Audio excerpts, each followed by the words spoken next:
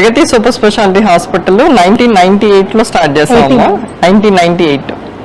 So నేను ఏంటంటే ఉస్మానియాలో post graduation చేసేదాన్ని 1995లో.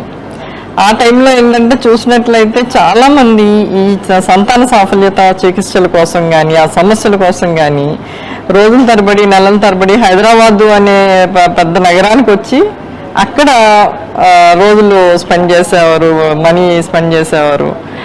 సో అప్పుడు చూసినప్పుడు అనిపించింది అంత దూరం నుంచి ప్రతి చిన్న ట్రీట్మెంట్ ఈ సంతాన సాఫల్యత సమస్య గురించి రావటము, వారు అన్ని రోజులు విలువైన సమయాన్ని అక్కడ గడపటం, ఇవన్నీ చూస్తే ఏంటంటే మన వైపు అత్యాధునికమైన టెక్నాలజీతో అన్ని సౌకర్యాలు గల సెంటర్ని కనుక మనం స్టార్ట్ చేస్తే ఈ కోస్తా ప్రజలు వాళ్ళ ఇబ్బందులు కొంచెం తగ్గుతాయి, ఈ సంతాన సాఫల్యత సమస్యలు కొన్ని తీరుతాయి అని చెప్పేసి ఆ ఉద్దేశంతో 2001లో రాజమండ్రిలో స్టార్ట్ చేశానమ్మా. అంటే మొత్తం అన్ని టెక్నాలజీలతో, అంటే ఆ టైంలోనే IVF, ICSI, లాప్రోస్కోపీ, హిస్ట్రోస్కోపీ అన్నీ కూడా ఒకే చోట అందుబాటులో ఉండేలాగా మనం ట్రైనింగ్ తీసుకుని స్టార్ట్ చేయడం జరిగింది 2001లో.